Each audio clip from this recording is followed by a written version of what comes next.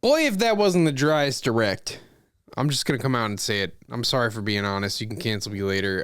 Drier than Gobi's desert, Michael. Drier than the Gerudo Desert. That's probably gonna be in Zelda Breath No, of the Wild. Gobi's desert, man. Gobi's desert from Banjo-Kazooie. Yeah, sure. I mean, I'm halfway joking. Like, I feel like, it was fine. It felt more like a business presentation than anything, because everything, that was coming, we kind of knew it was there. Very pleasant surprise to see Metroid Prime, that has been leaked for like a year and a half, is finally available. And the NSO Game Boy that has been leaked for like half a year is also there. Those are pleasant. But I think outside of that, we knew about everything.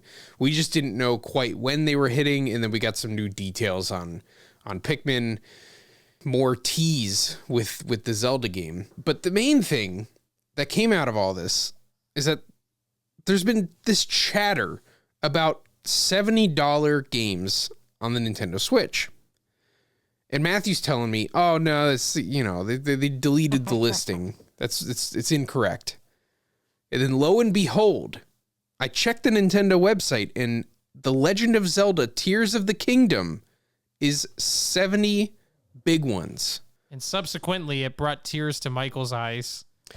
I mean, I don't really care, but I'm fascinated by the discussion. I mean, like, me personally, like, is $10? Oh, $10, boo, boo. It's like, I've got kids. Like, if $10 is stressing me out, like, I've got bigger problems, and I need to stop playing video games.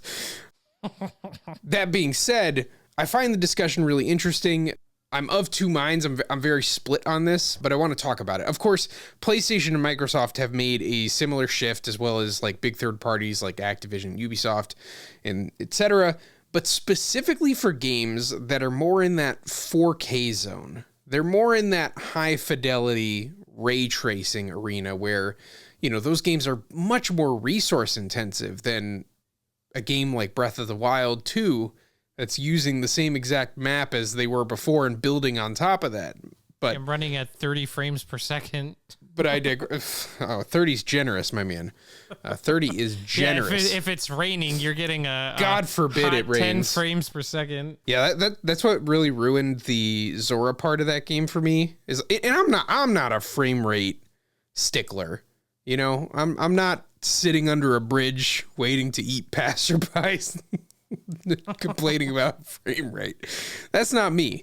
But that was like distractingly bad in that Zelda game. And then woof, when they made that Dynasty Warriors Breath of the Wild, goodness gracious.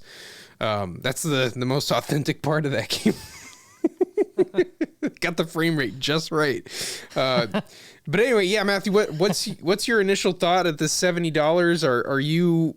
Are you currently carrying a pitchfork? I mean, here's the thing. It's like you said. Does it affect you? No. Does it affect me? Not at all. $10. I've always argued against this sort of thing because I just think it's not the big deal people make it out to be. It's like when Donkey Kong Country Tropical Freeze was ported to the Switch, and everybody was griping about how on the Wii U it was $50, and they were selling $10, but Hyrule Warriors. Yeah.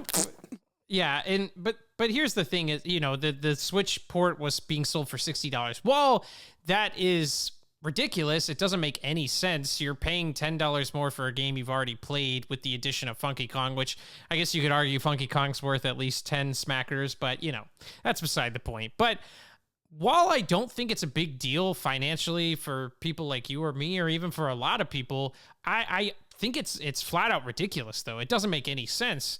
You mentioned that PlayStation and Xbox have started to kind of gravitate towards selling games for $70, but here's the difference. You were talking about games that, run at a higher frame rate, that have ray tracing, etc. Let's just call it what it is. Games that feel next gen. And I'm sorry, games on the Nintendo Switch don't even feel like they're on the same level as PlayStation 4 at times. They really don't. If you look at The Legend of Zelda, Breath of the Wild, and Tears of the Kingdom, those aren't impressive looking games. I know people are going to argue and say, well, I mean, it's an open world game. There's this large environment. I understand that, but I'm just calling a spade a spade. It's not that great looking of a game. It doesn't run at this phenomenal frame rate. It doesn't feel like they are very they're very intentional with the art style that they picked, and they have to stay in that sort of color or like watercolor style. Like they have to live there, because when they go photorealistic, it looks like Pikmin 4, where you're like, well, that's a real rough looking vegetable right there. That's some bad foliage. Well, right. And think about the Zelda demo they did for the Wii U. You remember when the Wii U was coming out and there was this gorgeous looking Zelda demo and it looked like Zelda, but very hyper realistic, and he's battling a giant spider, and no game on the Wii U ended up looking like that. But there's a reason why when Breath of the Wild was announced, there was a lot of people who were upset that it didn't look like that tech demo and it looked more like Wind Waker. But again, it's because the system cannot run a game that looked like that tech demo in the fashion that Breath of the Wild was designed with this open world environment, you know? So again, it's I understand why it looks that way, but my whole point is that what justifies the price increase $10? Like you think about, like you said, they're using the same assets that they used from the first from Breath of the Wild in order to build this game. So in that sense, like they're not even upgrading anything performance-wise. And usually the better the performance is what's going to dictate the higher price. Otherwise, you know, are we just charging more money because we think it's a better game? So if it's a better game, it's worth more money. You know, I would say that's probably the thing that makes the most sense. But the issue there is that then comes down to objectivity. You know, that comes down to what you think is worth more money. You know, and we live in this age where people think $60 or even $50 is too much to charge for a 2D platformer. But that's why I think having a flat price on whatever new titles you release on a platform makes the most sense. But again, like we're talking about a game that is utilizing most of its assets from a game that was already sold for $60. So I'm not, there's no correlation there to me that whatever they're adding to this game is increasing the value of it. And that's why I find the discussion interesting, because this is really just a AAA problem. In the indie game space, games are priced on how ambitious they are, how much they think they can sell it for, and they're priced competitively. And, you know, the price of every indie game is just individual to that particular game. PlayStation has gone with some flexible pricing, which is interesting. They're pretty much the only like AAA publisher who have like done this, I think, like extensively. You know, you had Ratchet and Clank sell for like $40 on the PS4 because it was a remake of a PS2 game. You know, then they go with Miles Morales on the PS5. I believe the PS5 version was like $50, but then if you packaged an up-res of the original Spider-Man game, that was $70. It's interesting how they're doing this, because at the end of the day, it's kind of weird that we price everything the same. Like, should Mario Tennis Aces cost the same as Zelda Tears of the Kingdom? In terms of the effort that went into it, the amount of staff and such, no. Should like Pokemon Scarlet and Violet cost more than like a Pokemon spinoff, like say the Mystery Dungeon game that was, you know, really just handling the graphics and nothing else? It's like, well, but I mean, no, probably not. And because Nintendo never really budges on sales and such, it kind of compounds this problem where like we've been conditioned to believe that if AAA game made by Nintendo, $60. And so I think it's a weird place to start. At the same time, this is the weirdest time to do it, because Tears of the Kingdom is largely built on its predecessor. The work had been done. I mean, you know, I think I would imagine that the most difficult part of that game was making the world work. And so they're starting with all of that already figured out. Obviously something went wrong, and that's why it took this long for the game to come out. It's a strange time to position this price increase, which I guess tells you how good the game's probably going to be. I think this means that they're incredibly confident in the quality of the game, although they were also incredibly confident in Skyward Sword, and we saw how that ended up. So that part of the equation is interesting to me. But if it were me, I would start charging $70 when I started to sell the new Switch. I wouldn't be doing it now. And one little tirade before I pass it off to you. One thing people don't account for is that Nintendo Switch games are likely more expensive to produce because of the cartridge slots that they're on. It's way cheaper to make discs, traditionally speaking, and while I don't have the numbers in front of me, I would venture to say that Nintendo Switch games are more expensive to make. Although that being said, Nintendo sells roughly half of their games digitally, so that that entire price is kind of unnecessary. The other wrench in this, Matthew, before we get to some of those other points, is because they sell so many digital games, their cost of production has gone down by an incredible margin. They don't have to share that extra chunk with retailers when they sell it on the eShop. And then when they sell it on the eShop, they don't have to manufacture the game and ship the game and forecast how many units they'll need to be produced in 3 months to satisfy the theoretical demand that's still going to be there. I mean, they even have in their licensing agreements that like, whenever the next Switch comes out, they don't have to let you play Tears of the Kingdom on that one. They might make you buy it again, even if it has like a cartridge slot that will work for the other ones. Like, digital gives them so much more flexibility, saves them so much more money. Honestly, profit margins have probably, Nintendo's haven't for a lot of other circumstances, but yeah, it's an interesting time for them to be doing this, is all I'm really getting at. You know what my theory is on this, Michael? I think that the only reason they're trying to charge $70 versus $60 is I just think they can. Honestly, I think they are really confident in the fact that The Legend of Zelda Breath of the Wild sold so many copies, it's absurd. And I think they're just banking on the fact that everybody's already predetermined that they want to buy this game, that no matter the cost, no matter whatever, they want in on this. There's so many Zelda fans out there. It's Nintendo, one of their 5 or 6 biggest franchises that they have. And I think they're just banking on the fact that, whatever we charge, you're going to buy it. And I think it sets a dangerous precedent, honestly, because I think going forward, Nintendo might start looking at their games that are surefire sales. Like, let's say whenever they make a new Mario Kart 9, what's going to stop them for selling that for $70? Hell, why not try 80? While we're at it, I honestly think that's the only reason they're doing this. I think they're just overconfident that this game is going to sell regardless of the price. And honestly, I would have a little trepidation if I were them. I think this is a bad move, and I think they might see some negative effects from this. That's kind of my hot take with this, because again, like you and I have pointed out, I don't know if Nintendo's aware of this, but anytime they've made a direct sequel to a game that's not a game like Splatoon, not an online multiplayer game where you have to buy the new copy in order to keep playing with everybody. That's just the way it works.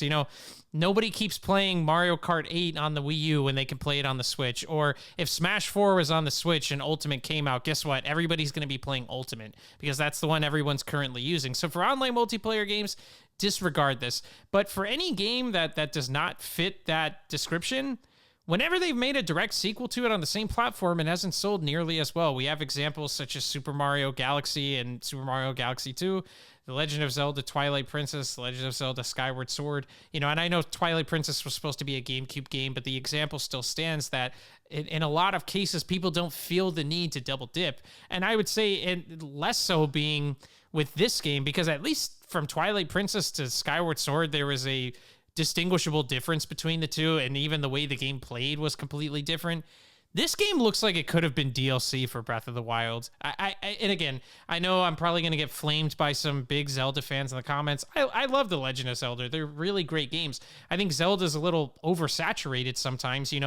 There's always big publications writing articles if there's not a Zelda game every 2 years. Like, where's the new Zelda? Hello, we're Donkey Kong fans. We've been waiting 10 years for a new game, but, that's beside the point. So I just think, Nintendo's a little overconfident with this, because I think there have been examples of what they're doing now being done in the past and it not panning out for them. And I just think Zelda, the difference between this game and the first game is not a very noticeable difference. I would say it's pretty comparable to Super Mario Galaxy in that sense. And, if I'm not mistaken, I'm going to challenge you, Michael. Do you remember off the top of your head what the difference in sales was between the first Galaxy and the second? I think it was 13 to almost 13 7? million to around 7 million. Yeah. Yeah. So that's what I would say it's pretty comparable to. The other thing that I think Nintendo's not considering here is that the first Zelda on the Switch was a launch title. That's a big deal. A launch title makes such a big difference for how many units you're going to sell. We make jokes about it all the time, but Knack sold better than Super Mario 3D World because it was a launch title for PlayStation 4. What did Knack 2 sell? I don't know. Probably not even 1 million copies, honestly. I mean, it flopped. That's. I think they were really confident going into Knack 2 that we got something here, and then you saw that's the effect you see of something being a launch title versus something not being. And I think that Breath of the Wild would have sold incredibly well regardless. I don't know if it would have sold as well as it has. So that's kind of where I stand on that. I think Nintendo is making a really bad move with this, and we'll see. But I think this could negatively affect the long-term impact that this game's going to have as far as units sold goes. That's what will make this so interesting to look back on, because will this affect the Tears of the Kingdom sales? Maybe some people are like $70, like maybe a parent or something like that. There's going to be a few kids who are not getting that game for Christmas next year. I think because the sales will be naturally deflated anyway, because it's not going to hit the same heights as the first one did, that there's going to be a decline. And was that decline because of the price increase, or was it because of just, this is what naturally happens when you release a second one on the same system traditionally for Nintendo games? So we'll see how that works out. The other thing that's interesting to me is that this is coming off the heels of the Switch having outsold every other console or handheld that they've ever made in terms of games sold. The Switch has over 900 million game copies sold of their games that they put out. And I think that there's a certain magic there that does risk getting lost if you tamper too much with the sauce. At the same time, like, this is how games used to work. There was this weird period, I guess it probably happened around GameCube, but before that, games were priced based on their perceived worth, and there was a variability in how much things would cost. And I think that's where we should go back to, because sure, Breath of the Wild 3 might be $80, it might be $100. I mean, if you feel like it's worth that and it took you that much to produce it, sure. But then make WarioWare a $20 game or a $30 game. Make that next 2D Kirby a $40. There's things that we could do with this that benefit everybody, but I think everybody likes this system because it's predictable, and then publishers can sort of bank on, regardless of how worth it the game is, they're going to sell it for $70 anyway. Yeah, but just think about where we could end up from here, like the snowball effect, because what I think will happen, Michael, is it's not that games will start being sold based on their perceived value. I think all it's going to do is raise the bar. So now that Zelda is a $70 game, let's say Mario Kart 9's an $80 game. Well, what do you think is going to happen to Nintendo's 2D platformers? You think those are going to drop down to $20, $30, $40? Hell no. They're going to be $60, but they're just going to say, well, again, you're getting a 2D platformer. It's only an 8 to 10 hour game. So you get it at a cheaper cost than, the big open world game like The Legend of Zelda. I think that's all that's going to happen. And I think this is an experiment to a degree. I think this is Nintendo seeing if they can get away with this. And that's why, honestly, I think if people line up and buy this game and it sells really well, why do you really think they're not going to start selling their major titles for $70 or so? Like, what's going to stop them at that point? They're not going to look at it as, well, what's its perceived value? They're going to be like, no, this is a game that a lot of people are going to buy, so why not sell it for this price? So when we get Mario Baseball, that'll probably be a $70 game if this does well, because it's a Mario game.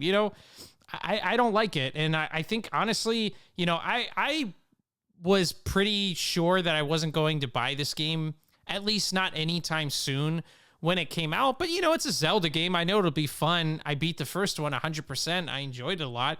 So I figured maybe at some point I'll come around to it. But now I'm like, I almost feel like I can't support this. And again, like you and I covered this at the beginning, but like this doesn't affect us financially. Like I can afford an extra $10. It makes absolutely zero difference to me in the grand scheme of things. But I also can see the snowball effect that this could have on the game industry. And I just think it sets a really awful precedent, because then even look at the trickle down effect with Sony and Microsoft. Well, they're probably looking at this as, if you can sell some 20 frame per second, Wii U looking game for $70, why can't we sell God of War, sequel for $80? What's going to stop that from happening? Yeah, at the same time, if you look at just purely based on inflation, $60 in 2013 would be worth $76 today. So it was always going to happen.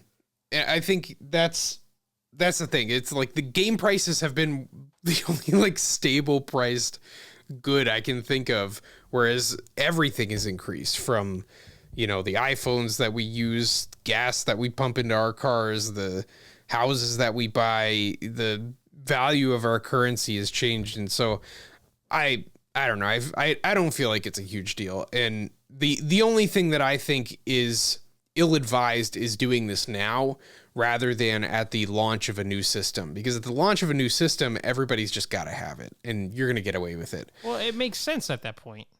Well, I mean, and that's the question, does it? Because they're probably still not going to be developing on the level that the other publishers are doing. And the $60 price, that production costs ballooned like crazy. Naughty Dog did a really interesting talk on this, how crazy their budgets got from like Jak and Daxter to Uncharted.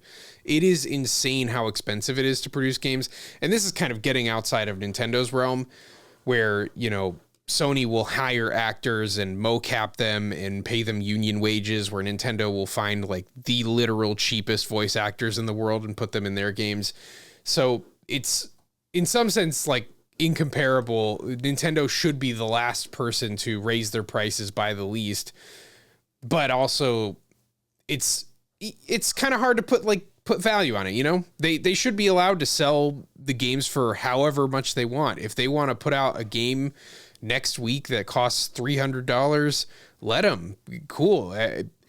If people don't want to play it or don't want to pay that price, they will speak with their wallet, and people should be more comfortable with that. There's all this consternation about video games that you can or can't ethically support, or you hate the practice of Nintendo putting out a sort of unfinished game and then finishing it 2 years after. One way to let the only way to send a message is to just not buy it.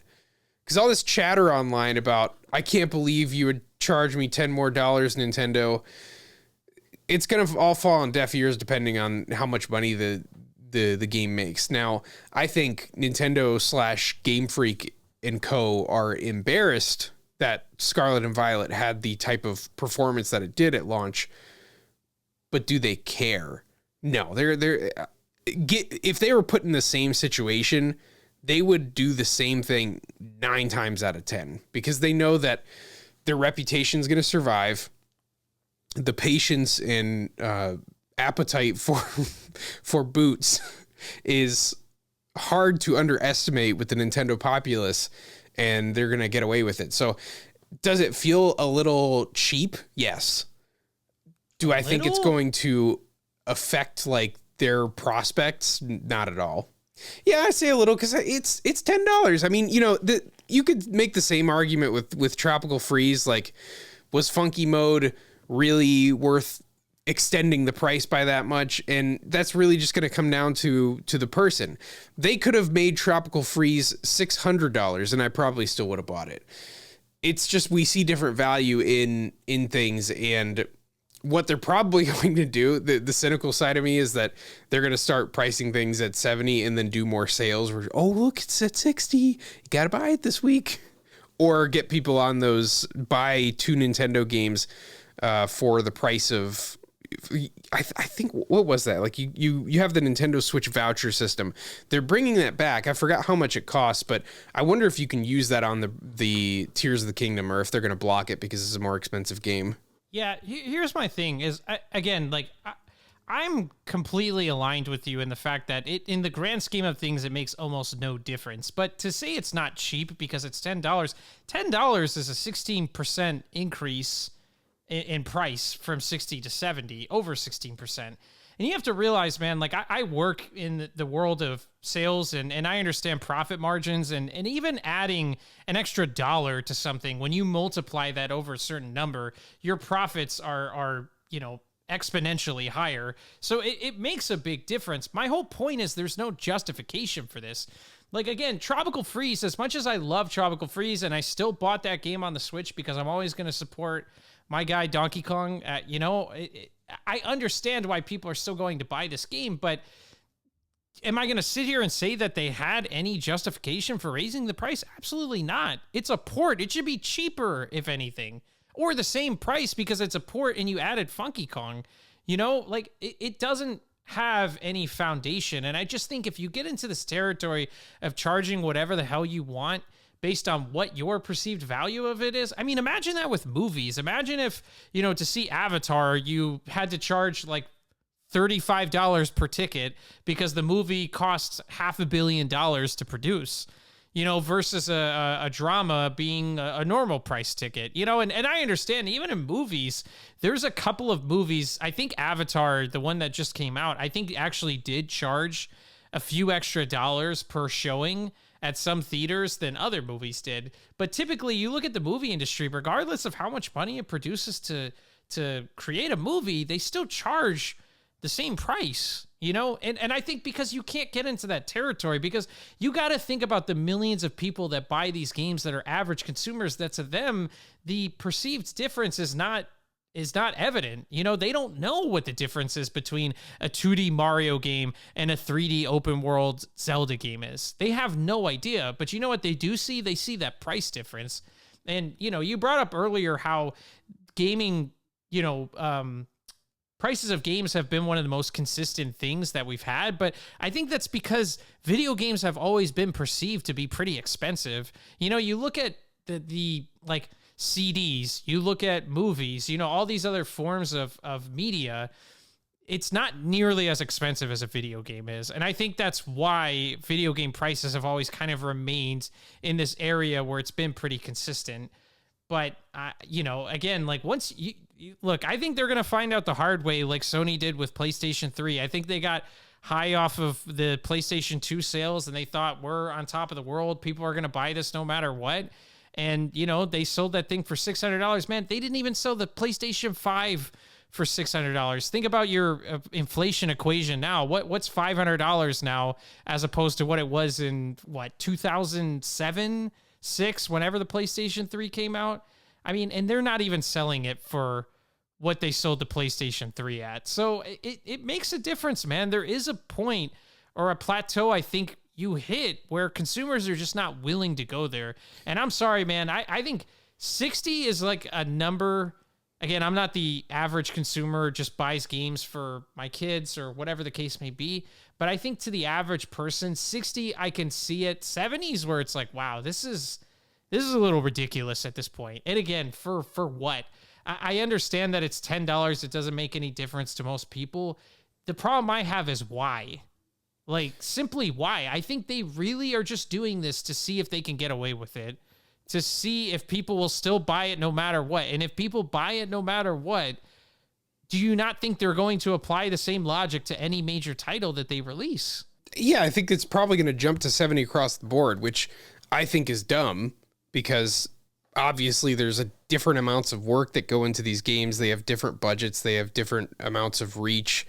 I think you could justify charging $100 for something like Super Smash Brothers with all the money that they spend in licensing and, filling that with as much content as possible, as opposed to something like Splatoon, which, they've been reusing those assets, saving a ton of money from these 3 game releases.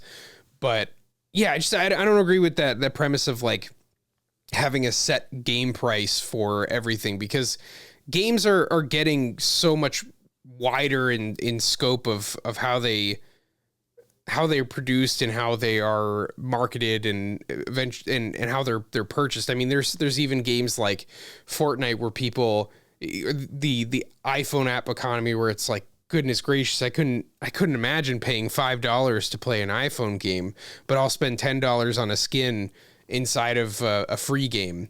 And so, I mean, all that stuff is getting shaky, but I think the parallel you're making with the PlayStation 3 is interesting in that the PlayStation 3, that whole problem was that you were hitting that breaking point. And that's why that price point has not been challenged again.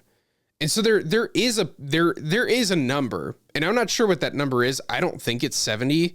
I think Nintendo is conservative in waiting to do this because everybody else has already pulled the trigger on this, and it's fine. Hogwarts Legacy is doing fine. God of War did fine. There's no trouble in this. People are the market has spoken. People are willing to pay this price. Will Nintendo fans and parents of younger Nintendo fans be more apprehensive about it? Maybe, but I doubt it. The price should be set by the people who make it for however much they want to charge. And then if people don't want to pay for it, they'll probably lower the price. And this sort of back and forth has happened with, most forms of media. Movie theater tickets, that price does stay stable, but there's not like a great reason for that, because there are differences in what goes into these movie projects as well. But if you even look at like albums, like a CD used to cost around $12 or something like that. Get the digital album on iTunes for $10. People don't really do that anymore. They'll sell them for 20 or 30, but then they'll call them like deluxe and like have a special song that you can't get. So they kind of try and sweeten the pot, but like realistically, they are increasing the price of their album. And I would rather just get the entire game from Nintendo for this price rather than what companies like Ubisoft and the like have been doing for years now, where they have the base game, but really, if you want the complete experience, you need to double your money. How do you know that they're not doing that with this game, though? How do you know Nintendo doesn't have some paid DLC planned for this game to get? Oh, they might have paid DLC.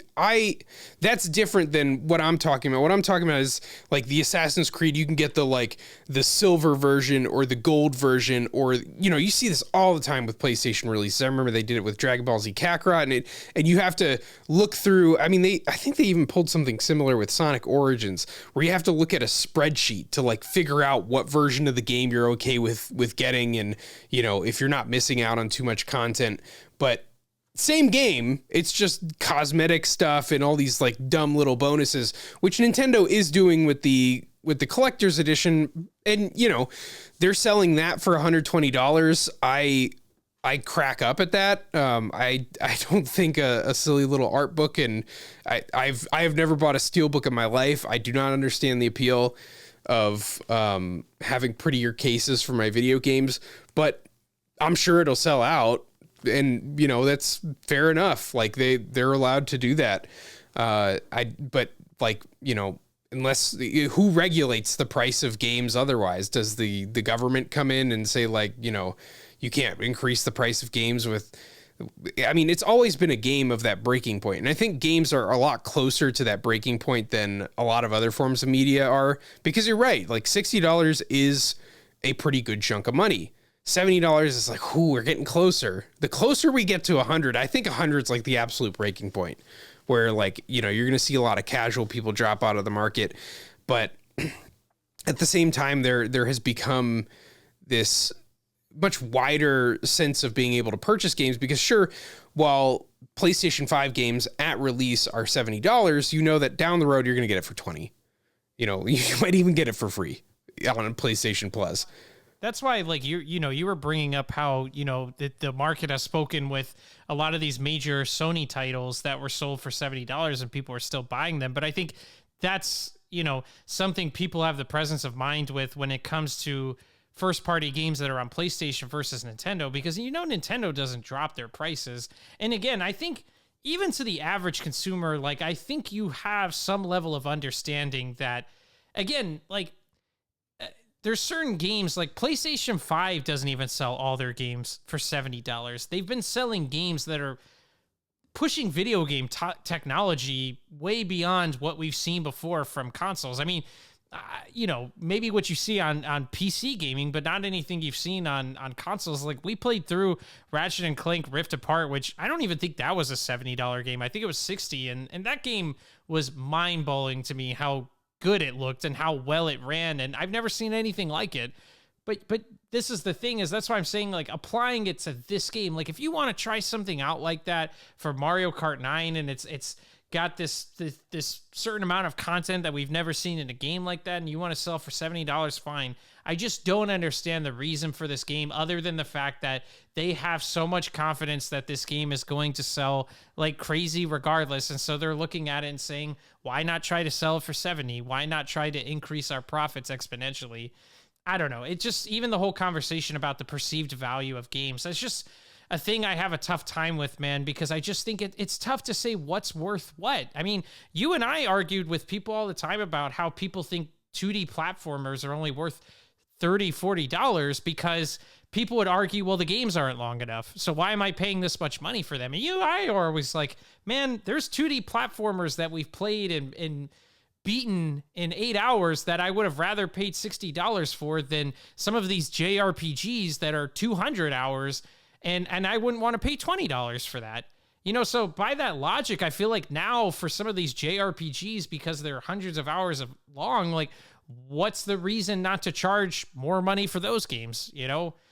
Like, that's why it's just like, where is the foundation for what determines what a game is sold for, other than, the developer, the publisher pulling a card out of a hat and just randomly deciding this is what we're going to sell it for. I mean, that's kind of how commerce works, and it doesn't always make sense proportionally why something would cost more. It's just that sometimes people value it more. Would you find infinite value in World of Warcraft as you pay endlessly for access to the game? Like, is it the best game ever made that it's so good that you couldn't like pay for it with just one fee? And I understand they're running the servers, but like, so is Fortnite, and you don't have to pay for a membership fee with Fortnite. And so, yeah, everybody has to make these calls. And, PlayStation, I like some of the pricing models that they've done. They also participate in some of this goofy special edition sort of stuff. But while they do have some games that are cheaper, they also sold The Last of Us Part 1 for $70. That is still at $70. And that's a PS3 game that they up-resed into a PS4 game that they then did some more spit shining on to make it a PS5 game. It's kind of patently ridiculous to me. I mean, Demon's Souls is a PS3 game that's still being sold for $70 on PS5 because I guess the remake was worth it. Where, it, in my eyes, something like Returnal that was actually made from the ground up as a PS5 game would be more worth it. But yeah, I mean, it doesn't make sense as is, and so I don't think it's bad to see experimentation with this, because we could see it on the other side. But yeah, from Nintendo's point of view, they know that rough times are ahead. They have no idea how well their next system is going to perform, and if history is any indication, not well is the answer. And so, yeah, I mean, going out on one hoorah to see if this price hike works, why not? I think it is. I mean, of course it's greedy, but like everything they ever do is greedy, Oh, definitely. There's a reason why they didn't keep selling Super Mario 3D All-Stars. It's because if they can repackage the Super Mario 64 version of that, or like some part of that, and then use that to sell online memberships, they'll do that. And then, as soon as the next system comes out, if you're not still paying for the membership, all those games are gone. Maybe they all vanish anyway. I mean, I've bought we've bought Donkey Kong Country like 15 different times. Like, yeah, it's all motivated by making as much money as possible. Nintendo's not your friend. Nintendo doesn't care about you. If any of these giant game publishers could make an extra $1 per copy sold by sending someone to your house to spit on you, they would do it in a heartbeat, because yes, that is the point. It's just money. And especially when you're a publicly traded company, the only thing that matters is returning value to shareholders. So that's why even in the midst of Nintendo blowing all these records, outselling the PS4, outselling the Game Boy, being the like pushing the most software out of any Nintendo console or system ever created, you look at all that and their stock price drops by like 7% because they had to decrease their profit forecasts. And so, yes, like nothing matters but making another dollar. And sure, they bumped their employees up by 10%, which is something that's getting a lot of news coverage, which, you know, I chuckle at because I've been interviewing at different places and looking at jobs, and Nintendo's jobs for marketing, very low pay. They know that a lot of people are going to take a pay cut or to, you know, put themselves through this experience just so that they can have a big name like Nintendo on their resume. And that is, I mean, as does a lot of these places, these big game places. But yeah, I mean, they don't pay particularly well. So why are they bumping up everybody's pay for it by 10%? Is they don't want them to be poached. You know, they're just like, it's expensive to find good people and to hire them and to train them and to build trust and to make sure that they don't leak games and all that stuff. And so, yeah, it's just this give and take of money. And so your only power as a consumer, if this bothers you, you need to not buy the Zelda game, buy it used, figure out some way to other way to experience it that I will not sanction. But it's gonna be tough because people are gonna complain and they're gonna buy it anyway. I mean, we've been down this road a million times, and so that's why, like, I don't think it's really gonna move the needle on anything. I think they're gonna start charging more and people are gonna start paying more, and that's about it. Yeah, it'll be interesting to see. I think it'll still sell pretty well, but like I said, I think it's a combination of the fact that the first one was a launch title, the second one isn't very distinguishable from the first one. The history of Nintendo sequels not being online massive multiplayer games, not doing well on the same system, comparatively speaking. I think the combination of all those things plus the price increase is going to hurt this game compared to the first one. And I think it's funny because I think Nintendo is not getting valuable data by running this experiment with this game, because I think if this game doesn't sell nearly as well, they're probably going to attribute it to the price increase, which, you know, hey, that I'm all for that because I don't want games to start getting even more expensive. But it's just funny because I think they'll probably look at it as if that was the reason why, and not because of all those other things I just mentioned, when it's more than likely it's going to have to do with those other things than it's going to have to do with the price increase.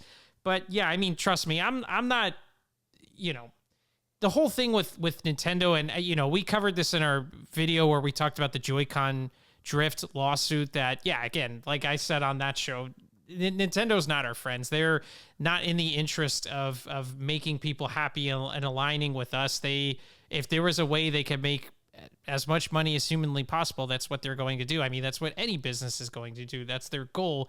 It's just, to me, it feels really almost disrespectful or slap in the face as a consumer when you and I are people who we can see the difference between these games, and we understand that there is no distinguishable difference. There's nothing that truly justifies this, and they're going to do it anyway because they know they can get away with it. And I feel like it's arrogance on Nintendo's part. And, you know, honestly, I hope this game I hope it does perform or underperform in its expectations just for that reason, because I think Nintendo, even to the point of not really having too many major games coming out, you know, we talked about the whole IGN corroborating the story of no major titles after Tears of the Kingdom. And, you know, that's almost become evident by today's Nintendo Direct, where no new games were announced except for Metroid Prime Remaster, which is not a new game. It's a remaster of a GameCube game, but nothing new was shown.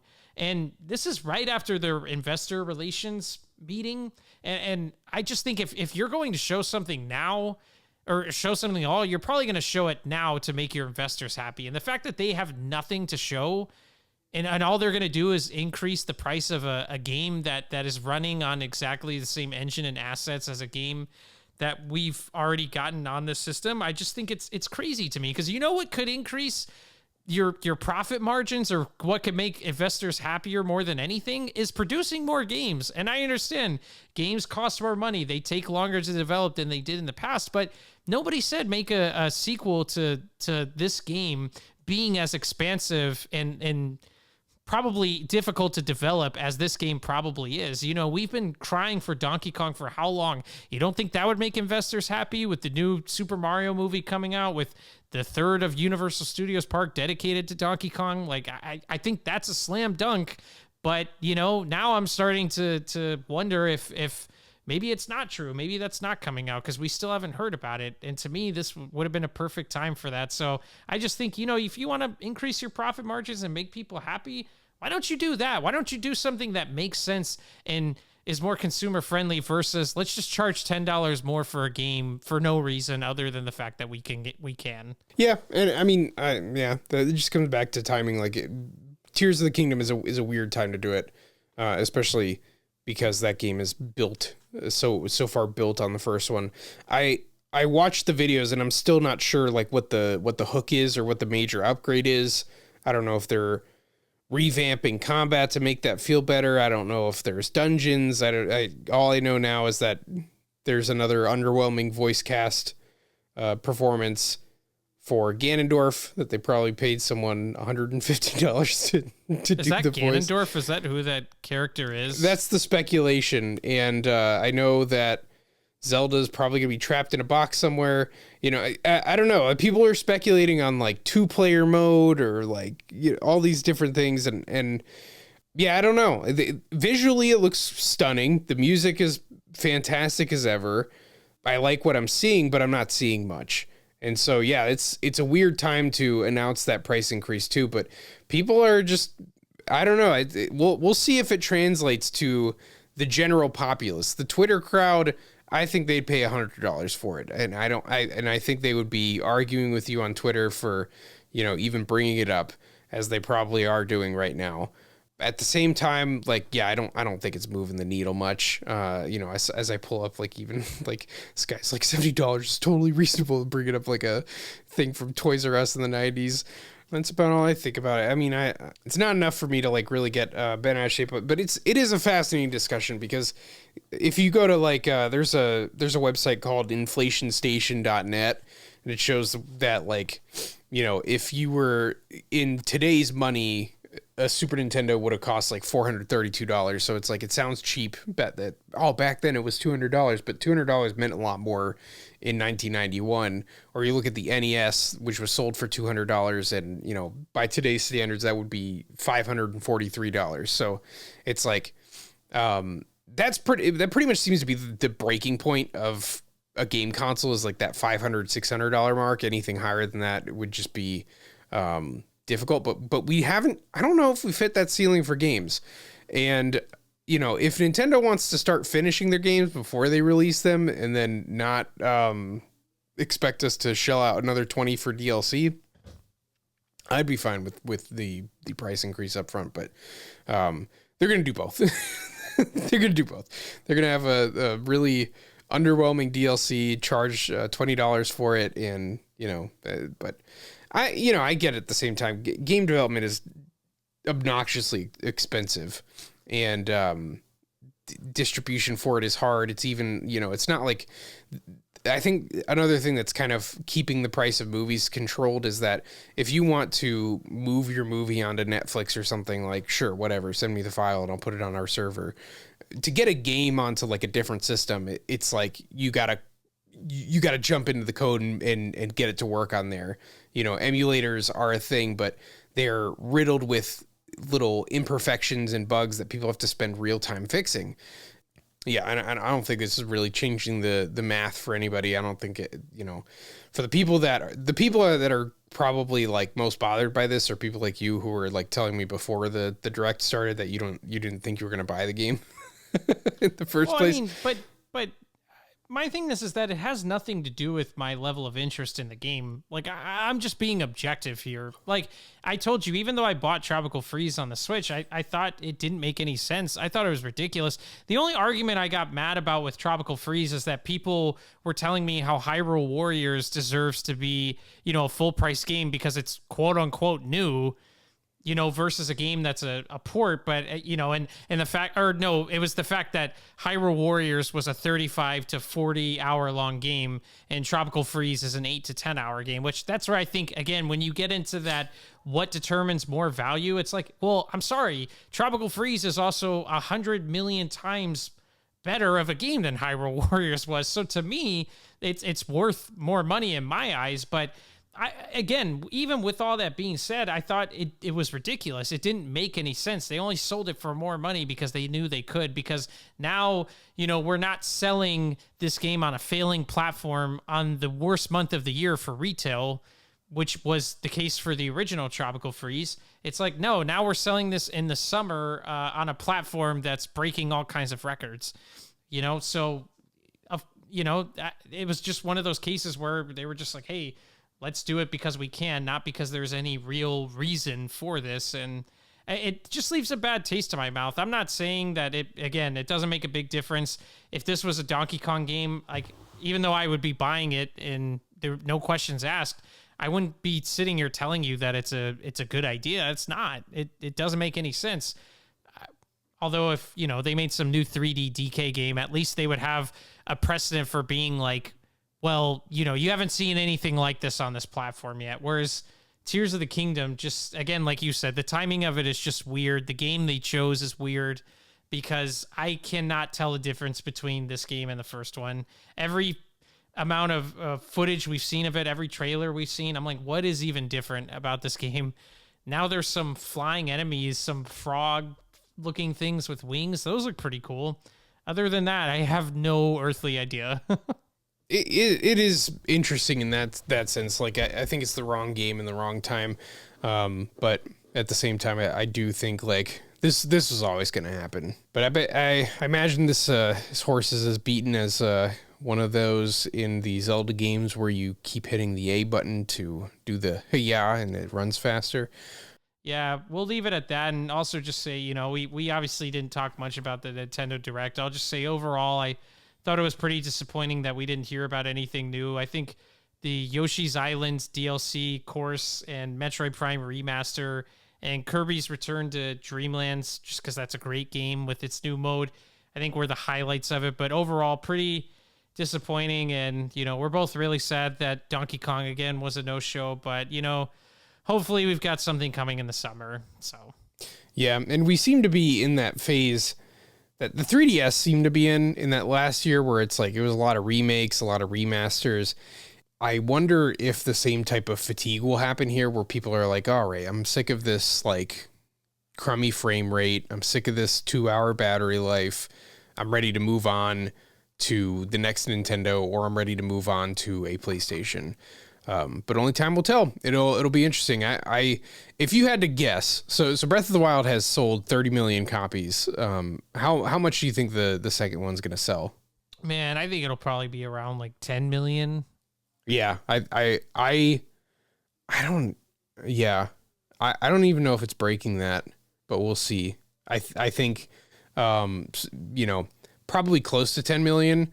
But nowhere above 15 million. I would say, in that range, 9 to 15 million. But especially if new hardware is on the, it going to be talked about in the next year or so. Like, a lot of people are theorizing because there weren't any new games shown on the Switch today during today's Nintendo Direct. So I think that's another reason too, where if something is close to at least being announced or coming out in the next year or two, I think that's another thing where it's not going to have the legs, or the Switch is not going to have the legs for this thing to keep selling well over time. Yeah, and I'm sure they'll resell it to the same on the next system, and people will buy it twice. But yeah, we'll see. I'm mostly just kind of I'm excited to play Pikmin. My son loves Kirby, so while I wasn't like itching to get back into that Wii game. I've actually played it pretty recently. It'll be fun to introduce him for the first time. But yeah, just so many remasters. I mean, we got that Kirby remaster in February. We got Advance Wars remakes in April. We got the Metroid Prime, and yeah, just so much of that energy. It really does seem like they're winding down. So I every day that passes, I more so believe in that dry rest of the year theory. And I think that any other games like the Perspective 3D or new Donkey Kong, I think anything like that, they're probably holding on for the next system. That honestly is just incredibly depressing if that's the case. Like I would be so disappointed if they decide to skip the Switch for Donkey Kong, because I think this is going to be really important. If they did release a game on here, I think it would do incredibly well. And it's just really sad to think that he might not get a chance to shine on here. And then they might release a DK game on whatever new system comes out. And then maybe that new system is like a Wii U and it flops. And then that game doesn't do well. And we're dealing with another 10, 15 year period of not having a game. So I would just be really sad. But on a good note, I'll just say the Metroid Prime remaster looks really awesome. I think that's probably the best looking remaster I've seen for a game since the Crash Bandicoot Insane trilogy, which I would call that a total remake because, I mean, Crash Bandicoot Insane trilogy just looked incredible. Those games were beautiful and completely redesigned as far as the visuals go, which obviously makes sense because they're going from PlayStation 1 to 4. But Metroid Prime Remaster, that might be, besides that trilogy, this might be the best looking remaster I've ever seen. So I am excited to try that. Yeah, that's the only other commentary I have on the Nintendo Direct is they really are going full Fire Emblem Heroes with Engage. I mean, that's the thing. Like, you want to talk about Nintendo ripping people off? Like, look at that game. My goodness. And now they're just bringing a character from the iPhone game into this one with like her gimmick shtick being that she summons people and it shows the stars, the units. It's like, how many people that's just like ripped off tremendously. No one can quite tell, but people love their anime JPEGs, I guess. But yeah, I mean, that's pretty dry direct. And I was thinking about this because they did all the right things. They announced pretty much a game per month for the first half of the year. I mean, we're only missing something, I think, in June, and maybe they even had something in there. But Kirby, Bayonetta, Advance Wars, Zelda, Pikmin, like it's looking pretty good. But there's just a lack of sauce in Nintendo Directs in general ever since Reggie and Iwata no longer had any part in them. None of those legendary moments where Iwata's staring at a banana for some reason, or Reggie and Iwata are fighting as Mii costumes, or Miyamoto's a puppet. Like, I really don't understand the point of these like really boring ones where they just show a bunch of trailers. Like, why even have a host? Just like, or like voiceover, just air a bunch of YouTube trailers in a row. But that's what I'll say about that Direct. 5 out of 10. Yeah, I'm just hoping we get something in the summer, so we'll see. And it's like, oh, but Zelda, what do you know about Zelda now that you didn't know before? That Ganondorf has a voice, that the Red Moon thing is back, that Zelda is probably going to be trapped in a cube for the entirety of the game. Yeah, I saw a tweet I really liked that actually got some good traction, but was talking about, look, I love Zelda more than the next person, but please stop ending your Nintendo Directs with Zelda. And that's where I already said that to you. Once we got to a certain point in the Direct, I'm like, all we're getting is another look at Zelda at the end. And like, they didn't even tell us anything new about the game. That's what makes it feel the worst, is that at least tell me something new about this game, even though I really hate the fact that you're going to end this Direct with that. But, it is what it is. But I'm just hoping there's some cool stuff coming in the summer. And like I said, I'm just crossing my fingers for DK, because I think if we don't hear anything in the summer, then I think what you said is true, that there's probably nothing else like that coming out for the Switch, which would be a huge bummer. Yeah, I think this really rephrases our conversation on when we think the next Switch is coming out too, where I don't, it's looking like 2024. It is looking like 2024 right now. You know, Nintendo's back is up against the wall. Like they've they shelved the Pro version. Maybe the Pro version just gets us slightly better, and that is the Switch 2. Like, yeah, I don't know. It seems like we're getting up on that time. But anyway, thank you so much for joining us. If you made it to this part of the video or the podcast, please subscribe on your place of choice. We're trying to get monetized on the YouTubes and whatnot. So thank you so much for tuning in. We'll see you next time.